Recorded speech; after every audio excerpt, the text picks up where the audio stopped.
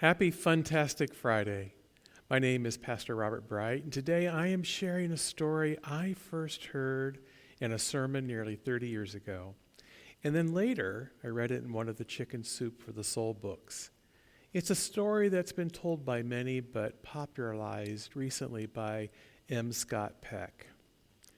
And the story goes like this. It's called The Rabbi's Gift. The monastery had fallen upon very hard times.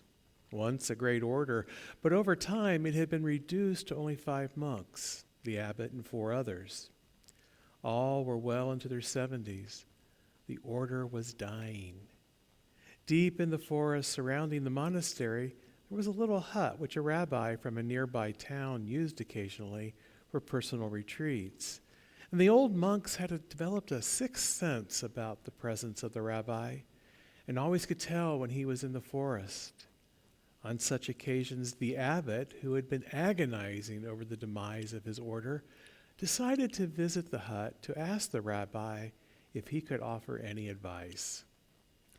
The rabbi welcomed the abbot into his hut, and when the abbot explained the purpose of his visit, the rabbi could only emphasize with his plight and commiserate with him. The rabbi said, "Yes, the spirit seems to have gone out of the people. It's the same in my town. Almost no one comes to the synagogue anymore." So it was that the abbot and the rabbi spent the day talking about deep things, and finally the time came for the abbot to leave.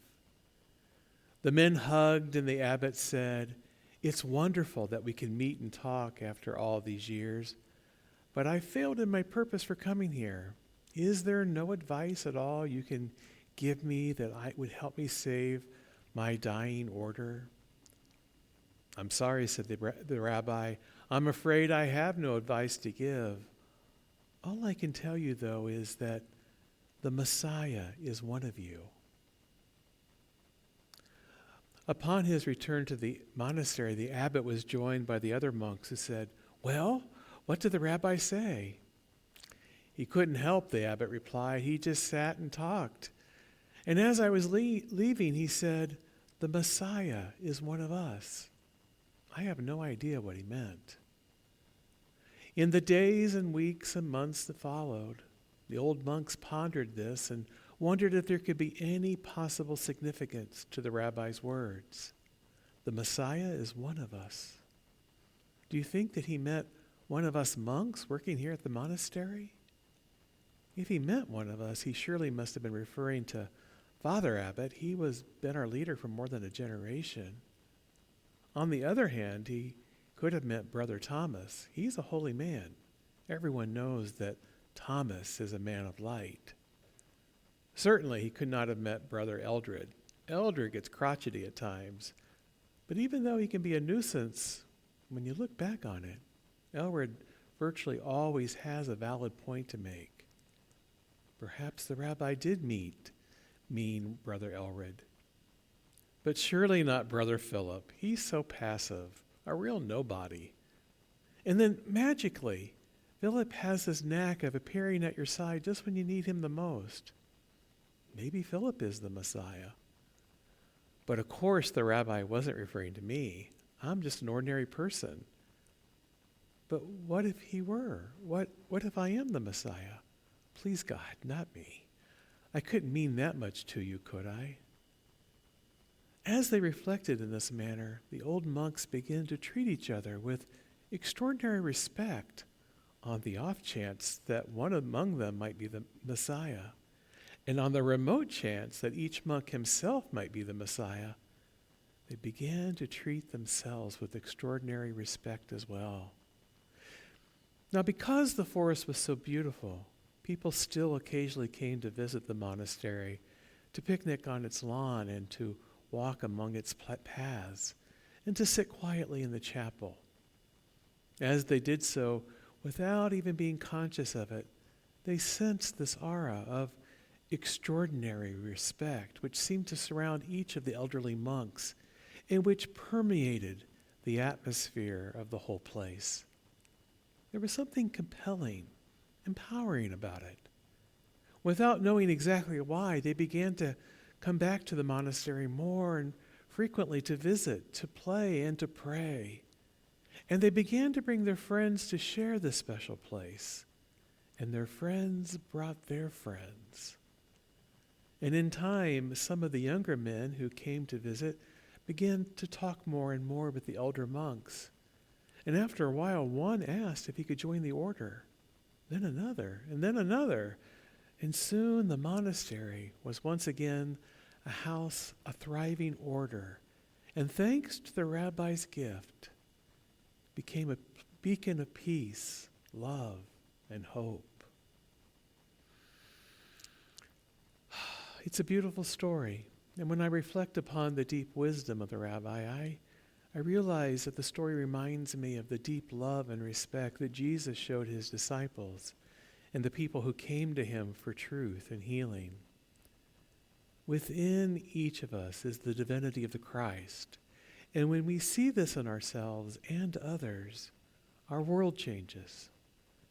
When we see others not as they appear, but as they're created, beings of love and light, when we celebrate their divinity, and when we proclaim them as a reflection of the Messiah, our entire world changes because we are affirming God's good.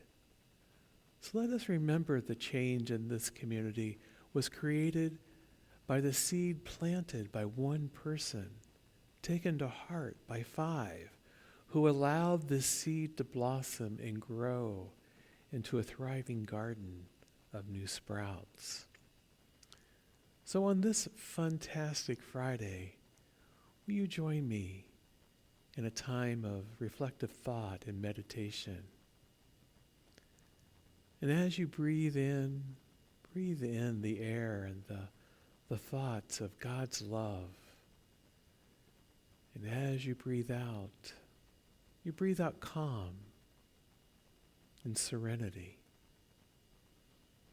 As you breathe in the affirmation of divinity that dwells within each of us. And as you breathe out love into the air, into the atmosphere. We are all here divinely appointed by truth, and it's through our faith and through the seeds that we plant, the seeds of honesty, the seeds of love, the seeds of peace, the seeds of prosperity, the seeds of health and wholeness. And as we are planting these seeds of truth all around us, they are taking root.